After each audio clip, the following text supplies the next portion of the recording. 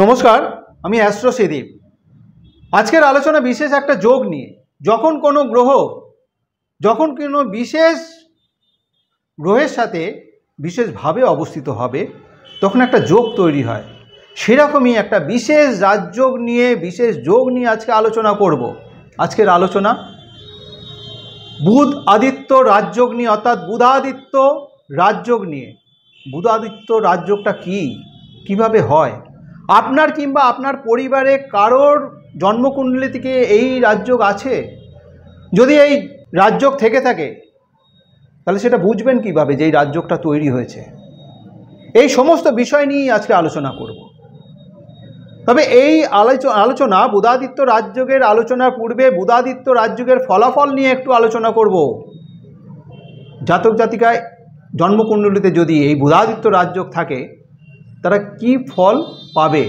প্রথমত দীর্ঘায়ু হবে, তার সাথে সাথে শিক্ষিত, বিদ্বান, অর্থবান, বুদ্ধিমান, স্বাবলম্বী, নিজেকে স্বাবলম্বী করার একটা প্রবণতা থাকবে, সবার উপরে থাকার একটা প্রবণতা থাকবে, সম্মানীয় হবে, ফেমাস হবে, যে কোনো কাজ অতি দ্রুত সম্পন্ন করার একটা ইচ্ছা এদের মধ্যে থাকবে। এই সমস্ত গুণাগুণগুলো কিন্তু জাতক জাতিকার মধ্যে দেখা দেবে। তার সাথে সাথে যে কোনো কথাবার্তার সাথে যুক্ত এমন কোনো কাজ, অর্থাৎ জনসংযোগমূলক কাজের সাথে যুক্ত হয়ে নিজেকে কিন্তু একটা প্রতিষ্ঠিত করার প্রবণতা থাকবে এদের মধ্যে। তার মাধ্যম দিয়ে কিন্তু একটা পরিচিতি তৈরি হবে। সেটা হতে পারে কোনো রকম লয়ার, কোনো লেকচারার, কোনো প্রফেসর, বড় অভিনেতা অভিনেত্রী, বড় রাজনীতিবিদ, আইএএস আইপিএস, অ্যাকাউন্টেন্ট, উচ্চপদস্থ অফিসার, ক্রিয়েশনের সাথে যুক্ত হতে পারে, ব্যাংকিং সেক্টরের সাথে যুক্ত হতে পারে, ফ্যাশনের সাথে যুক্ত হতে পারে, অর্থাৎ মানুষের সাথে সম্পর্কিত যে কোনো কাজ, অর্থাৎ কথাবার্তার সাথে যুক্ত এমন কোনো কাজের সাথে যুক্ত হয়ে কিন্তু তাদের একটা পরিচিতি তৈরি হয়। নাম, যশ, প্রভাব, প্রতিপত্তি এদের জীবনে কিন্তু আসে এই সমস্ত কর্মের মাধ্যম দিয়ে যুক্ত হয়ে। জন্মকুণ্ডলীতে 12টা ভাব, আর 12টা ভাবে যে কোনোভাবেই কিন্তু রবি বুধের একটা অবস্থান দেখা যায়। কারণ হচ্ছে রবি যেখানে অবস্থিত থাকে তার 28 ডিগ্রির মধ্যে বুধের অবস্থিতি। বুধ অবস্থান করে 28 ডিগ্রির মধ্যে। তাই বেশিরভাগ ক্ষেত্রেই 90% জন্মকুণ্ডলীতে কিন্তু এই বুধাদিত্য মানে বুধের সাথে রবির যে সংযোগ সেটা কিন্তু বেশিরভাগ জন্মকুণ্ডলীতেই আমরা দেখতে পাই। কখনো কখনো যেহেতু 28 ডিগ্রির মধ্যে অবস্থিত থাকছে, 90% মানুষের জন্মকুণ্ডলীতেই কিন্তু এই যোগটা থাকে। কখনো কখনো দেখা যায় রবি যেখানে অবস্থিত থাকছে জন্মকুণ্ডলীতে তার আগের ঘর কিংবা পরের ঘরে বুধের অবস্থান থাকে।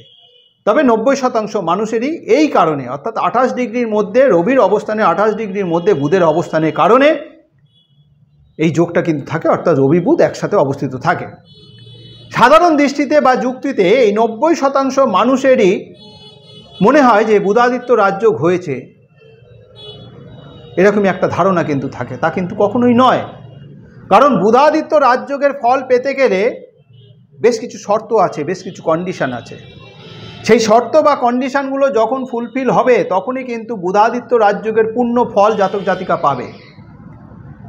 সেই শর্তগুলো এবার দেখব কি কি শর্ত আছে। সেই শর্তগুলো যখনই জাতক জাতিকার ফুলফিল হবে সম্পূর্ণ রাজযোগের ফল কিন্তু অর্জন হবে জাতক জাতিকার জীবনে। প্রথম শর্ত হচ্ছে অবশ্যই বুধ এবং রবিকে একত্রে থাকতে হবে।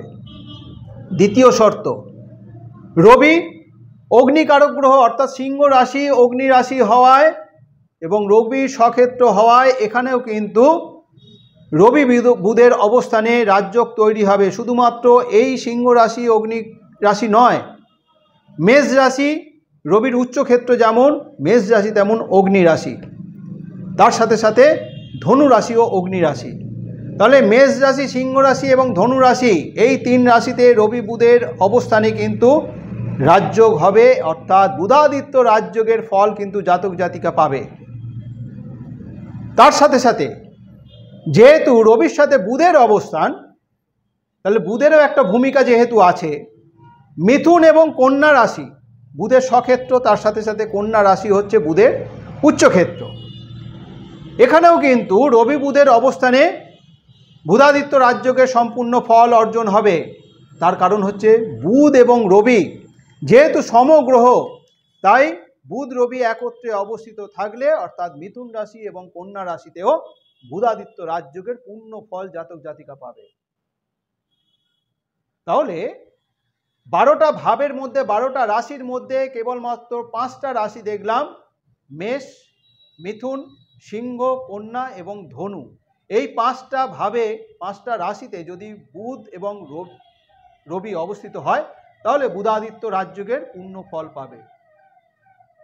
অবস্থিত হলেই যে পূর্ণ ফল পাবে তা কিন্তু নয়, বেশ কিছু শর্ত আছে, পুরো আলোচনাটা শুনতে হবে, তবেই কিন্তু বোঝা যাবে যে এই রাশিগুলোতেও যে পূর্ণ ফল প্রাপ্তি হবে কি হবে না। বাকি গ্রহ, বাকি রাশিগুলো, তাহলে বাকি আর 7টা রাশি আছে, সেখানে বুধাদিত্য রাজযোগের ফল অর্জন হবে না, পাওয়া যাবে না। দেখি কন্ডিশন কি। কর্কট, বৃশ্চিক এবং মীন রাশি জলীয় রাশি, আর জলীয় রাশি হওয়ায় রবি হচ্ছে অগ্নিকারক গ্রহ। রবির মিত্র গ্রহ চন্দ্র, মঙ্গল, বৃহস্পতি। তাহলে কর্কট রাশি চন্দ্রের ঘর, মিত্র গ্রহ। মঙ্গলের ক্ষেত্র হচ্ছে বৃশ্চিক রাশি, রবির মিত্র গ্রহ, এবং বৃহস্পতি মীন রাশির অধিপতি, সেটাও রবির মিত্র গ্রহ। সেখানেও কিন্তু রবি পূর্ণ ফল প্রকাশে ব্যর্থ হবে। কারণ হচ্ছে কর্কট, বৃশ্চিক এবং মীন রাশি হচ্ছে জলীয় রাশি, আর জলীয় রাশিতে কখনোই কিন্তু অগ্নিকারক গ্রহ তার ফল প্রকাশ করতে পারবে না। কারণ আমরা জানি আগুন জলে নিভে যায়, তাহলে রবি অগ্নিকারক গ্রহ হয়ে জলীয় রাশিতে কি করে তার পূর্ণ ফল প্রদান করবে? সুতরাং কর্কট, বৃশ্চিক এবং মীন রাশিতেও কিন্তু বুধাদিত্য রাজযোগের ফল হবে না, রবির মিত্র গ্রহের স্থান হলেও। এবার আসবো বৃষ এবং তুলা রাশি, বুধের মিত্র গ্রহ শুক্র, তাহলে সেখানেও তো বুধাদিত্য রাজযোগ হতে পারে, কিন্তু সেটা হচ্ছে শুক্র রবির শত্রু গ্রহ। তাহলে শত্রু গ্রহের গৃহে অর্থাৎ বৃষ রাশি এবং তুলা রাশিতে রবি তার ফল প্রকাশে ব্যর্থ হবে, পূর্ণ ফল প্রকাশ করতে পারবে না। শত্রু গৃহে কখনোই কিন্তু স্বাভাবিক হবে না রবি, তার জন্যই কিন্তু পূর্ণ ফল দিতে পারবে না।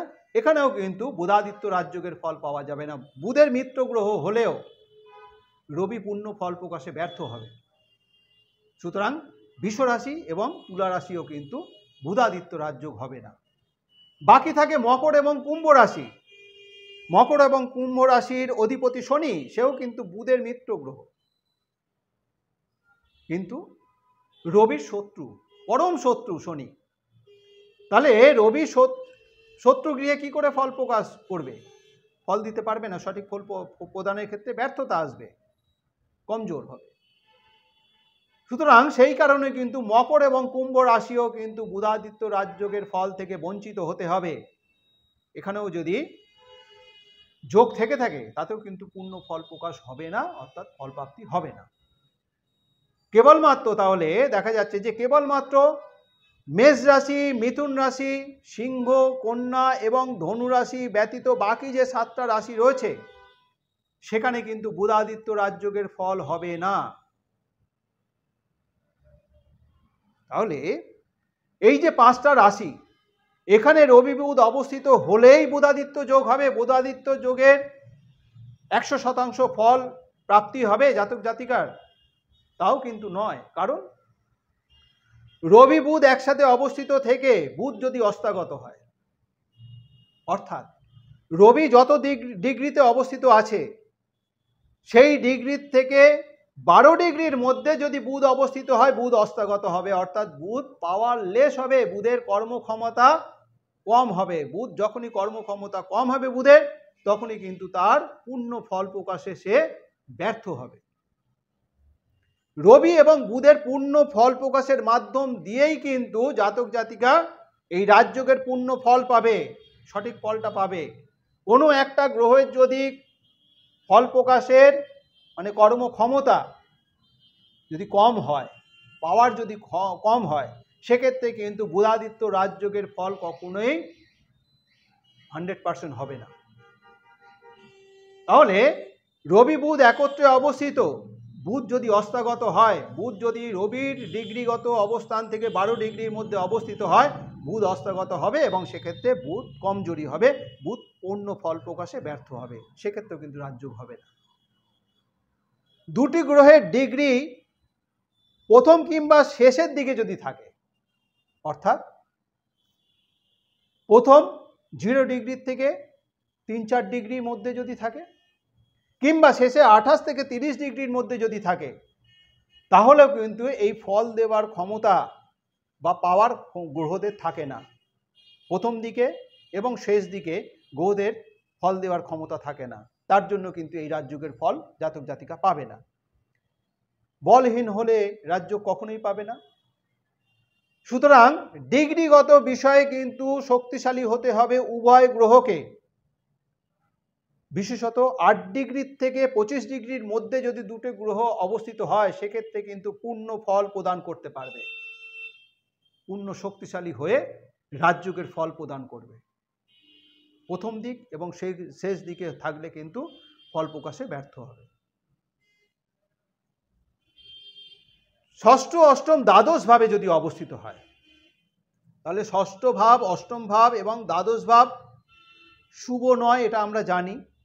এবং সেইভাবে যদি এই রাজযোগ তৈরি হয়, অর্থাৎ বুধ এবং রবির অবস্থান যদি থেকে থাকে, সেটা যদি মেষ রাশি, মিথুন রাশি, সিংহ রাশি, কন্যা রাশি কিংবা ধনু রাশিতেও অবস্থিত হয়, সেক্ষেত্রেও কিন্তু পূর্ণ ফল প্রকাশে ব্যর্থ হবে, সেখানে কিন্তু পূর্ণ ফল প্রাপ্তি হবে না। ষষ্ঠভাবে কখনো কখনো বসে প্রতিযোগিতার মাধ্যম দিয়ে জীবনে সফলতা আসলেও নানা রকম জীবনে সমস্যা থেকে থাকে। তাহলে এই ষষ্ঠভাবেও কিন্তু সফলতা আসবে না।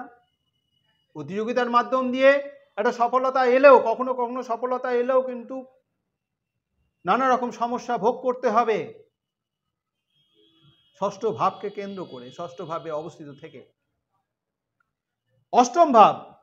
অষ্টম ভাবেও যদি এই যোগ অবস্থিত হয়, এই যোগ যদি তৈরি হয়, বুধাদিত্য যোগ, সেক্ষেত্রেও কিন্তু কখনো কখনো হয়তো ধন ঐশ্বর্য দিলেও জীবনভর নানা রকম সমস্যা যেমন দেখা দেবে, তেমনি জীবনভর ক্ষতি বেশি হয়, লাভের থেকে ক্ষতি বেশি হয়। কখনো কখনো দুর্ঘটনা ঘটায় জাতক জাতিকার জীবনে, কখনো কখনো বদনাম পর্যন্ত ঘটায়। সুতরাং অষ্টম ভাবেও কিন্তু এই যোগ যদি হয়ে থাকে, অর্থাৎ এই 5টা ভাব যেখানে বুধাদিত্য রাজযোগ ফলপূর্ণ প্রাপ্তি হবে, অর্থাৎ মেষ, মিথুন, সিংহ, কন্যা এবং ধনু, এই 5টা ভাবেও যদি অষ্টম ভাব হয়ে থাকে, সেক্ষেত্রে কিন্তু পূর্ণ ফল প্রাপ্তি হবে না, নানা রকম সমস্যা নিয়ে আসবে জীবনভর।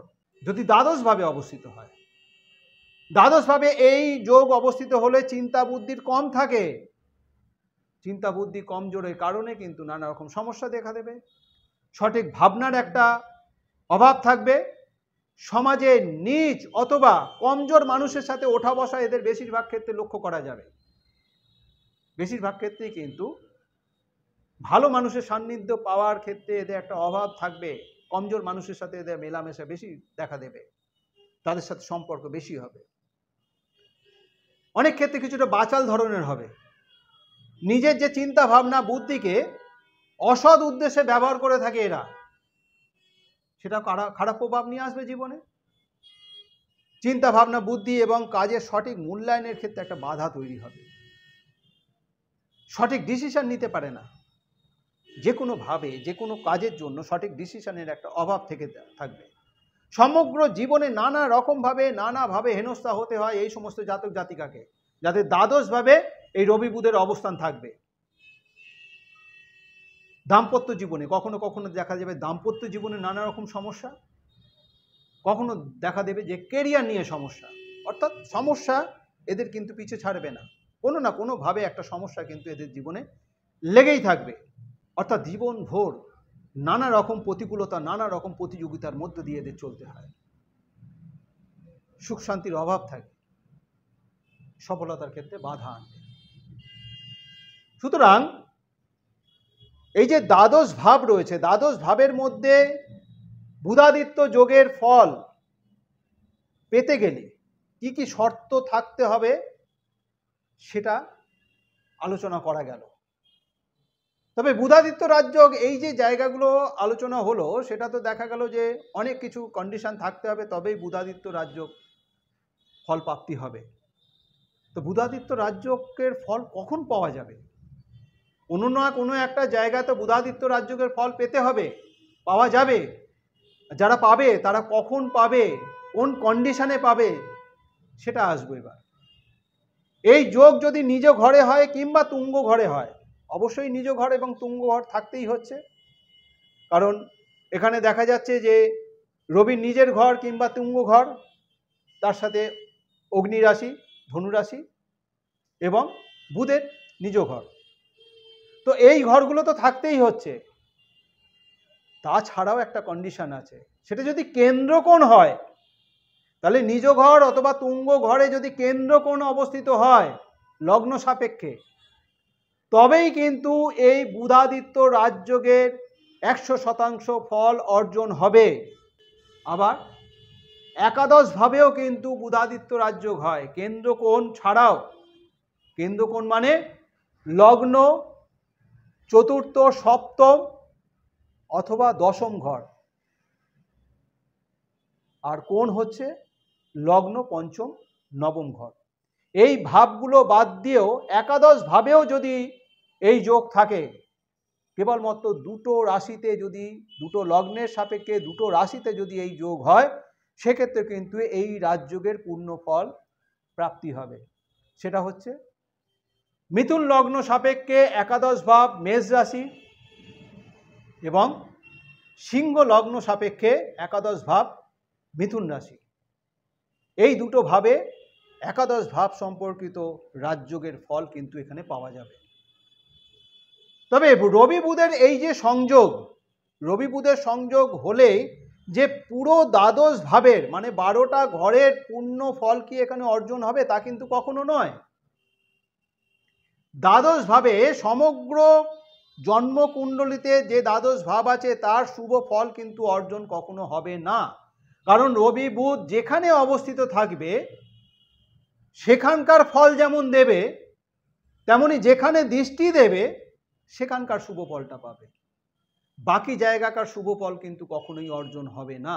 এই দুটো জায়গাকার শুভ ফল কিন্তু জাতক জাতিকার জীবনে অর্জন হবে। ধরা যাক দশম ভাবে কারোর এই বুধাদিত্য রাজযোগ হয়েছে, তাহলে দশম ভাবটা হচ্ছে কর্ম সংক্রান্ত।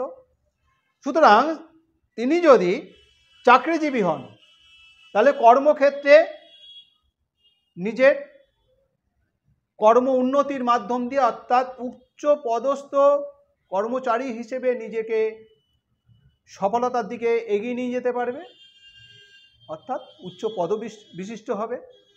যদি কোনো রকম প্রফেশনের সাথে যুক্ত হয়, তেমনই কিন্তু এই কর্ম সংক্রান্ত অর্থাৎ প্রফেশন সংক্রান্ত বিষয়কে কেন্দ্র করে নাম, যশ, প্রভাব, প্রতিপত্তি তিনি পাবেন। অর্থাৎ যদি বড় ধরনের, যদি কোনো রকম ব্যবসায়ী হন, তাহলে কিন্তু বড় ধরনের ব্যবসায়ী হবে, সমাজে একটা প্রতিষ্ঠিত জীবনযাপন করবে, একটা নাম, যশ, প্রভাব থাকবে, একটা পরিচিতি থাকবে। অর্থাৎ কর্ম সংক্রান্ত বিষয়কে কেন্দ্র করে তার একটা পরিচিতি থাকবে, নাম, যশ, প্রভাব, প্রতিপত্তি। সে কর্ম সংক্রান্ত বিষয়কে কেন্দ্র করে একটা সফলতা তার অর্জন হবে। যেখানে দৃষ্টি দেবে, অর্থাৎ রবিরও এক দৃষ্টি, বুধেরও একটাই দৃষ্টি, অর্থাৎ সপ্তম দৃষ্টি। দশম ভাবে অবস্থিত হয়ে চতুর্থ ভাবে দৃষ্টি দেবে। চতুর্থ ভাব সম্পর্কিত যে সমস্ত গুণাগুণগুলো আছে, যে সমস্ত বিষয়গুলো আছে, তার ফল এখানে কিন্তু লাভ করবে। সেটা কি? সুযোগ সুবিধা যেমন পাবে, সুখ সুবিধা যেমন পাবে, তেমনি ভূমি সংক্রান্ত, জমি সংক্রান্ত, বাহন সংক্রান্ত, অর্থাৎ জমি, বাড়ি, ভূমি, বাহন সংক্রান্ত সুখ সুবিধা ভোগ করবে বা উপভোগ করবে। অর্থাৎ কর্মক্ষেত্রে বসে কর্ম সংক্রান্ত বিষয়কে নিয়ে যেমন সুযোগ সুবিধা জীবনকে উন্নতিতরে নিয়ে যাবে, তেমনি চতুর্থভাবে দৃষ্টি দেওয়ার কারণে চতুর্থ ভাব সংক্রান্ত বিষয়কে কেন্দ্র করে কিন্তু একটা লাভবান হবে, একটা জীবনে উপভোগ করবে। বাকি যে ভাবগুলো রয়েছে সেই ভাব সম্পর্কিত আর কোনো খারাপ প্রভাব তার জীবনে আসবে না, তা কিন্তু কখনোই নয়। অর্থাৎ বাকি গৃহ সম্পর্কে, বাকি ভাব সম্পর্কিত তার জীবনে খারাপ প্রভাব তাকে বহন করতে হবে, তাকে ফেস করতে হবে, তেমনি শারীরিক সমস্যা যে হবে না তাও কিন্তু নয়। তাহলে বাকি ভাব সম্পর্কিত সমস্যা যেমন আসবে, তেমনি শারীরিক কোনো রকম সমস্যা তাকেও কিন্তু ভোগ করতে হবে। যেভাবে অবস্থিত সেই ভাব সম্পর্কিত, যেভাবে দৃষ্টি দিচ্ছে সেই ভাব সম্পর্কিত ফল কিন্তু এখানে যেখানে হবে, যেভাবে হবে সেই ভাব সম্পর্কিত ফলই কিন্তু তার অর্জন হবে। তবে সেই অর্জনটা কিন্তু সারা জীবন পূর্ণ মাত্রায় পাবে না, সেটাও কিন্তু একটা বিশেষ সময় আছে। বিশেষত গোল্ডেন পিরিয়ড যখন, গোল্ডেন পিরিয়ডটা কখন? গোল্ডেন পিরিয়ড হচ্ছে যে সময় রবির দশা কিংবা রবির অন্তর্দশা চলবে, কিংবা বুধের দশা কিংবা বুধের অন্তর্দশা চলবে। এই সময়টা কিন্তু জাতক জাতিকার জীবনে গোল্ডেন পিরিয়ড আসবে। এই গোল্ডেন পিরিয়ডে তার জীবনে কিন্তু 100% রাজযোগের পূর্ণ ফল পাবে। সারা জীবনময় শুভ ফল পেলেও গোল্ডেন পিরিয়ড একটা সময় থাকবে, বিশেষত এই সময়গুলোতে। সুতরাং রবি বুধের যোগে যে রাজযোগ, সেই রাজযোগের ফল পেতে গেলে যে যে শর্তগুলো, সেটা আমি আলোচনার মাধ্যম দিয়ে বোঝানোর চেষ্টা করলাম। এটাই আমার আলোচনা বুধাদিত্য রাজযোগ সম্পর্কে। এই আলোচনা যদি আপনার কাছে গ্রহণযোগ্য মনে হয়, যদি ভালো লেগে থাকে, অবশ্যই লাইক এবং শেয়ার আশা করব। যারা এখনও পর্যন্ত আমার এই চ্যানেলটিকে সাবস্ক্রাইব করেননি, আমার পরবর্তী ভিডিও, পরবর্তী আলোচনাগুলোর লিঙ্ক পেতে অবশ্যই চ্যানেলটিকে সাবস্ক্রাইব করে দেবেন। আজ এই পর্যন্তই। ভালো থাকবেন, সুস্থ থাকবেন। ধন্যবাদ।